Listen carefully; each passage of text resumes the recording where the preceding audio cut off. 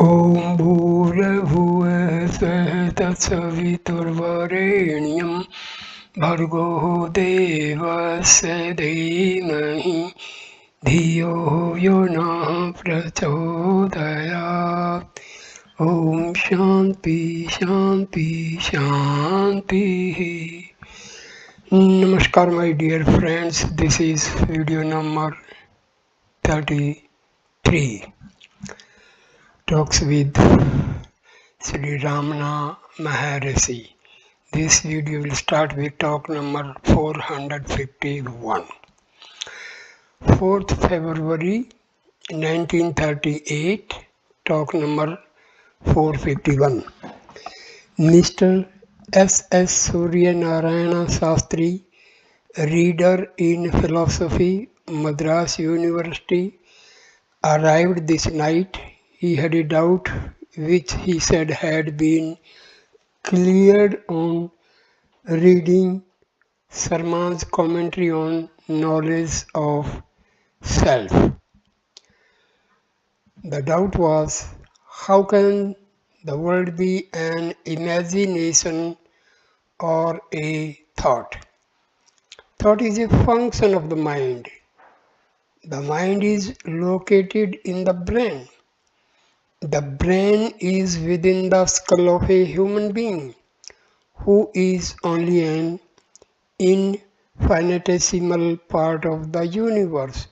How then can the universe be contained in the cells of the brain? Sri Bhagavan answered saying, so long as the mind is considered to be an entity of the kind described, the doubt will persist. But what is mind? Let us consider. The world is seen when the man wakes up from sleep. It comes after the eye thought. The head rises up, so the mind has become active. What is the world? It is objects spread out in space. Who comprehends it? The mind. Is not the mind which comprehends space itself space, akasa? The space is physical ether, bhutakasha. The mind is mental ether, manakasha, which is contained in transcendental ether, chidakasa. The mind is thus the ether principle, akasa tattva. Being the principle of knowledge, jnana sattva, it is identified with ether, akasa, by metaphysics, considering it to be ether, akasa. There will be no difficulty in reconciling the apparent contradiction in the question. Pure mind, Suddha Manas, is ether, akasa. The dynamic and dull rajas and tamas aspects operate as gross objects, etc. Thus the whole universe is only mental. Again consider a man who dreams. He goes to sleep in a room with the door closed so that nothing can intrude on him while asleep. He closes his eyes when sleeping so that he does not see any object. Yet when he dreams, he sees a whole region in which people live and move about with himself among them. Did this panorama get in through the doors? It was simply unfolded to him by his brain. Is it the sleeper's brain or in the brain of the dream individual? It is in the sleeper's brain. How does it hold this vast country in its tiny cells? This must explain the oft repeated statement that the whole universe is a mere thought or a series of thoughts. Swami asked, I feel toothache. Is it only a thought? Maharshi, yes. Devotee, why can I not think that there is no toothache and thus cure myself? Mercy. When engrossed in other thoughts, one does not feel the toothache. When one sleeps, toothache is not felt. Devotee, but toothache remains all the same. Mercy, such is the firm conviction of the reality of the world that it is not easily shaken off. The world does not become, for that reason, any more real than the individual himself. Devotee. Now, there is the Sino-Japanese war. If it is only in imagination, can or will Sri Bhagwan imagine the country and put an end to the war? Maharshi. The Bhagwan of the questioner is as much a thought as the Sino-Japanese War. Laughter. 7th February 1938. Talk number 452. Mr. Dhar, ICS, a high officer, and his wife, both young, highly cultured, and intelligent, are on a visit here, but they fell ill since they arrived here. She desired to know how meditation could become steady. Maharshi, what is meditation? It consists in expulsion of thoughts. All the present troubles are due to thoughts and are themselves thoughts. Give up thoughts, that is happiness and also meditation. Devotee, how are thoughts given up? Maharshi, the thoughts are for the thinker. They remain as the self of the thinker, and there is an end of thoughts. Mr. Dhar asked Sri Bhagwan why Brahma, who is perfection, creates and puts us to ordeals for regaining him. Mercy. Where is the individual who asked this question? He is in the universe and included in the creation. How does he resist the question when he is bound in the creation? He must go beyond it and see if any question arises then. 8th February 1938. Talk number 453. Three ladies are on a short visit here. Mrs. Hurst from New Zealand, Mrs. Craig, and Mrs. Ellison from London. One asked, what is the best way to work for world peace? Maharshi, what is world? What is peace? And who is the worker? The world is not in your sleep and forms the projection of your mind in your Jagrat. It is therefore an idea and nothing else. Peace is absence of disturbance.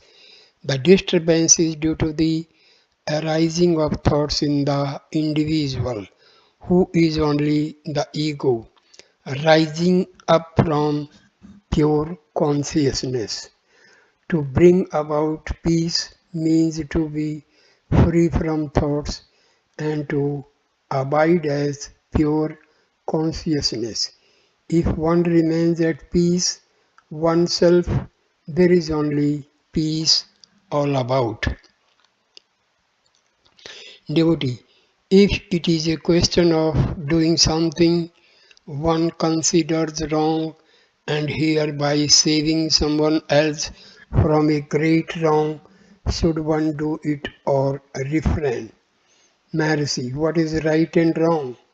There is no standard by which to judge something to be right and another to be wrong. Opinions differ according to the nature of the individual and according to the surroundings. They are again ideas and nothing more. Do not worry about them, but get rid of thoughts. If you always remain in the right, then right will prevail in the world. Devotee, what should one think of when meditating? Maharshi, what is meditation? It is expulsion of thoughts. You are perturbed by thoughts which rushes one after another. Hold on to one thought so that others are expelled. Continuous practice gives the necessary strength of mind to engage in meditation. Meditation differs according to the degree of advancement of the seeker. If one is fit for it, one might directly hold the thinker, and the thinker will automatically sink into his source, namely pure consciousness. If one cannot directly hold the thinker, one must meditate on God, and in due course the same individual will have become sufficiently pure to hold the thinker and sink into absolute being. One of the ladies was not satisfied with this answer and asked for further elucidation.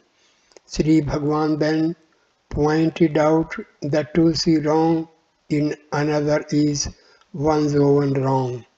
The discrimination between right and wrong is the origin of the sin.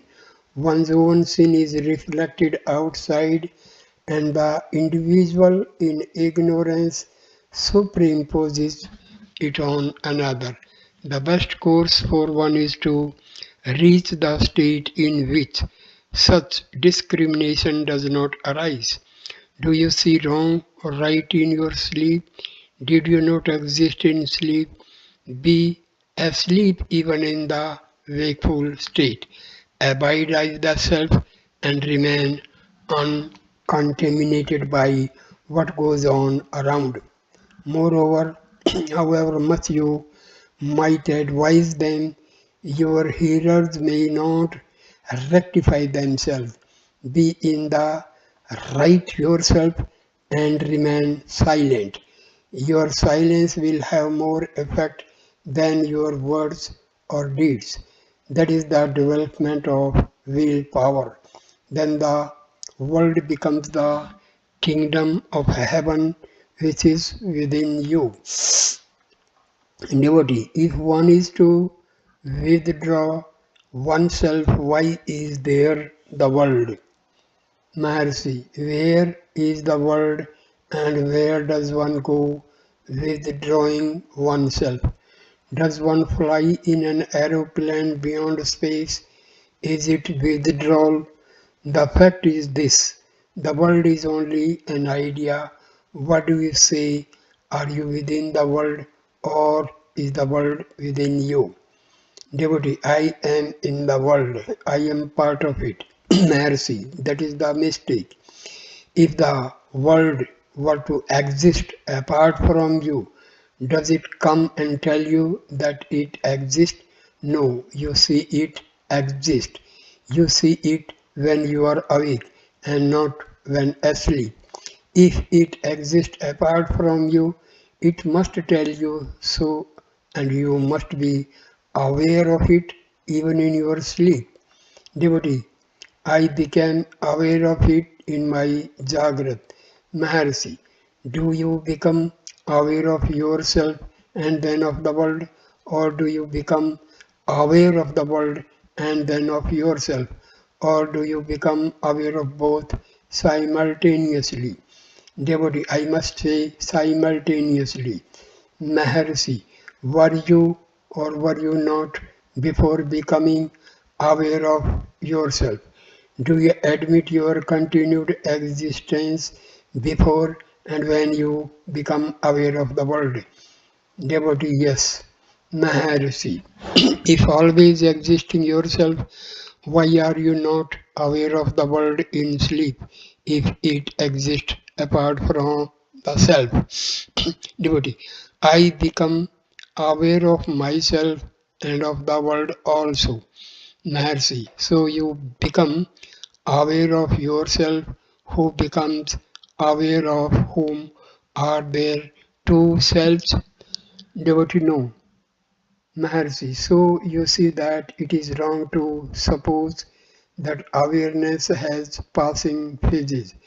The self is always aware. When the self identifies itself as the seer, it sees objects. The creation of the subject and the object is the creation of the world. Subjects and objects are creations in pure consciousness. You see pictures moving on the screen in a cinema show. When you are intent on the pictures, you are not aware of the screen, but the pictures cannot be seen without the screen behind.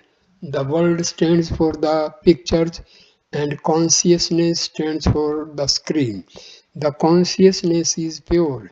It is the same as the self which is eternal and unchanging. Get rid of the subject and object and pure consciousness will alone remain. Devotee, but why did pure Brahma become Ishvara and manifest the universe if he did not mean it? Mercy, did Brahma or Ishvara tell you so? You say that Brahma become Ishvara and so on. This too you did not say in your sleep. Only in your Jagrat state you speak of Brahma, Ishvara and universe.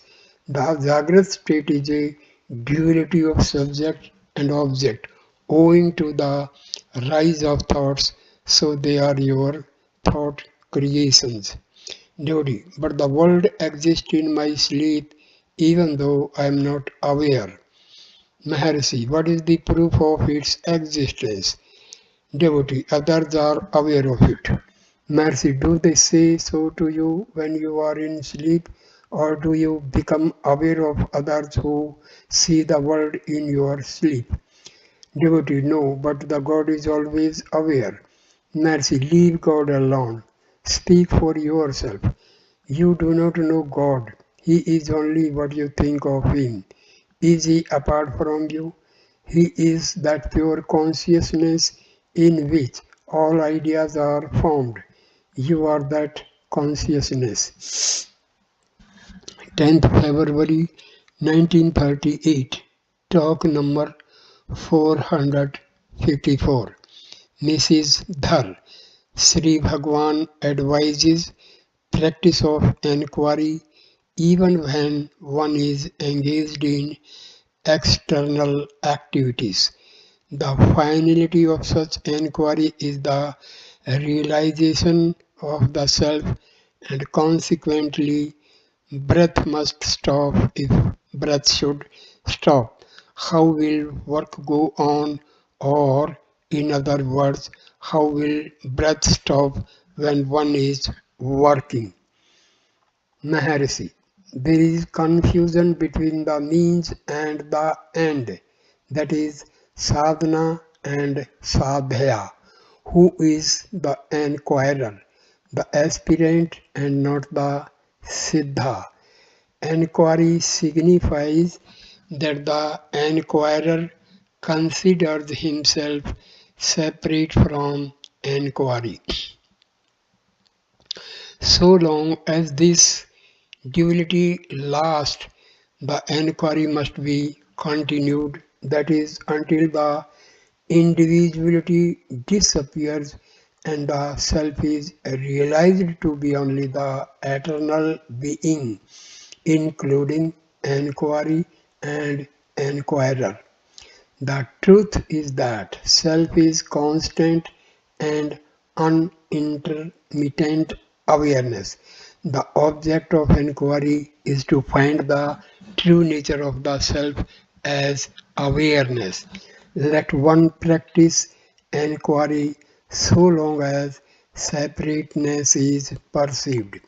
If one's a realization arises, there is no further need for enquiry. The question will also not arise, can awareness ever think of questioning who is aware? Awareness remains pure and simple. The enquirer is all aware of his own individuality. Enquiry does not stand in the way of his individual awareness, nor does external work interfere with such awareness. If work seemingly external does not obstruct the individual awareness, will the work realized to be not separate from the self, obstruct the uninterrupted awareness of the self, which is one without a second and which is not an individual separate from work. Talk number 455. Mrs. Dhar, I form part of the creation and so remain dependent. I cannot solve the riddle until I become independent. Yes, I ask Sri Bhagwan, should he not answer the question for me? Maharshi, yes, it is Bhagwan that says, become independent and solve the riddle yourself. It is for you to do it. Again, where are you now that you ask this question? Are you in the world or is the world within you?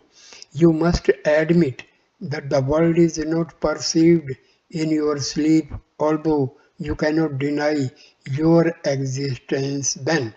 The world appears when you wake up. So where is it? Clearly, the world is your thought. Thoughts are your projections. The I is first created and then the world. The world is created by the I, which in its turn rises from the self. The riddle of the creation of the world is thus solved if you solve the creation of the I. So I say, find yourself. Again, does the world come and ask you, why do you, why do I exist? How was I created? It is you who ask the question. The questioner must establish the relationship between the world and himself. He must admit that the world is his own imagination. Who imagines it? Let him again find the I and then the self. Moreover, all the scientific and ideological explanations do not harmonize. The diversities in such theories clearly show the uselessness of seeking such explanations. Such explanations are purely mental or intellectual and nothing more. Still, all of them are true according to the standpoint of the individual. There is no creation in the state of realization. When one sees the world, one does not see oneself. When one sees the self, the world is not seen. So see the self and realize that there has been no creation. The lady being led up is unable to go to the hall and so feels unhappy that though near, she cannot go into the hall. This was mentioned to Sri Bhagwan. He said, well, thinking like this keeps her always in the presence. This is better than remaining in the hall and thinking of something else. 11th February 1938, talk number 456. Contact with saints. A danger. Seek the company of saints by all means, but do not remain indefinitely with them. The adage, familiarity breeds contempt, applies even to their case. writes Swami Ramdas in the course of an article in the Vision. Spiritual growth is no doubt largely dependent on suitable association. Company of saints is therefore held to be essential for a seeker after truth, but it must not be understood by the company of saints to mean that the seeker should permanently stick onto them. He may, for a brief period, remain in their contact and thereby drawing inspiration and guidance, get himself thoroughly awakened to the consciousness of the indwelling reality.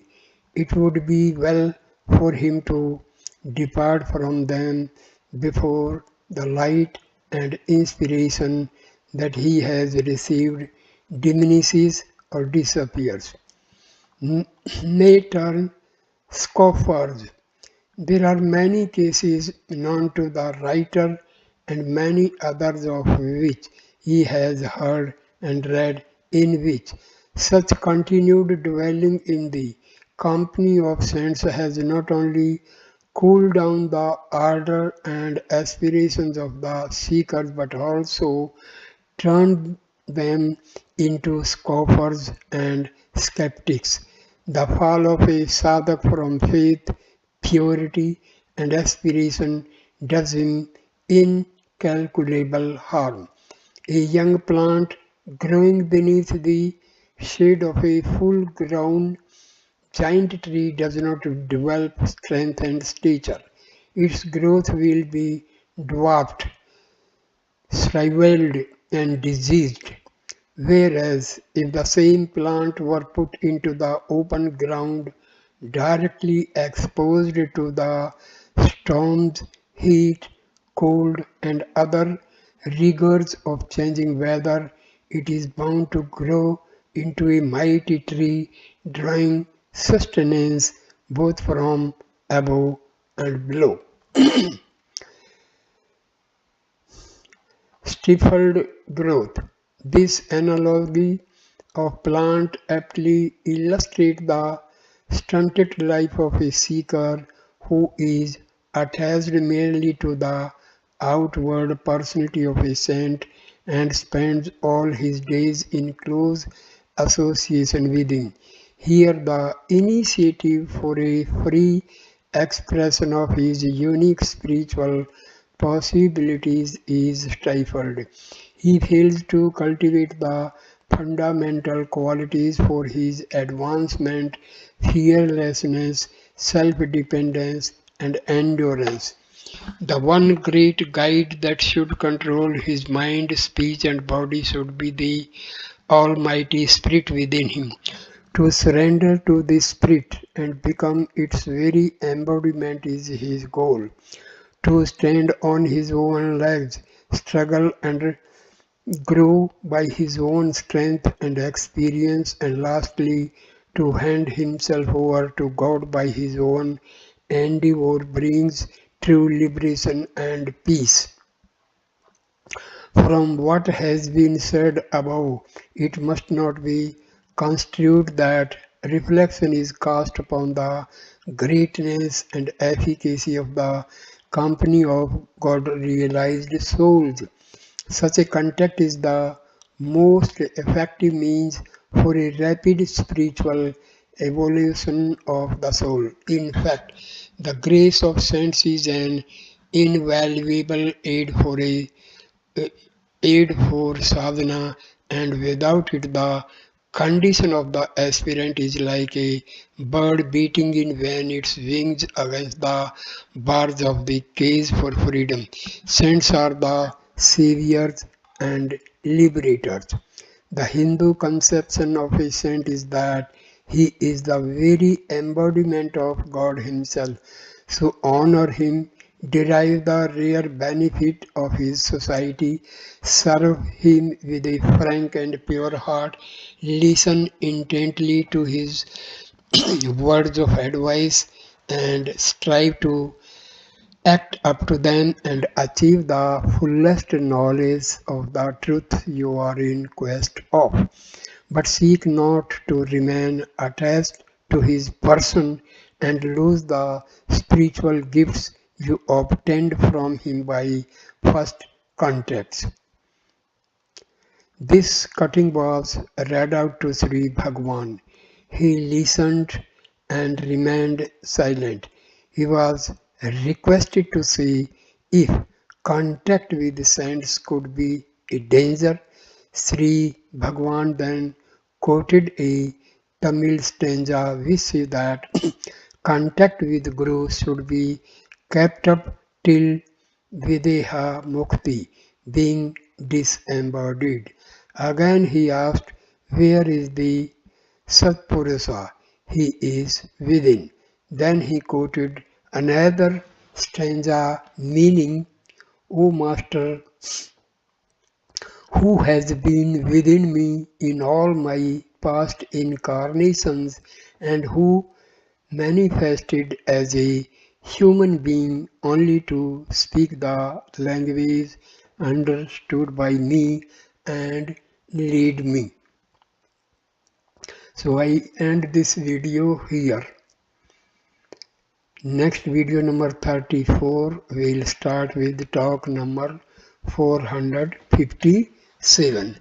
So thank you my dear friends for watching this video. Please like, comment and share the video and subscribe the channel. Namaskar.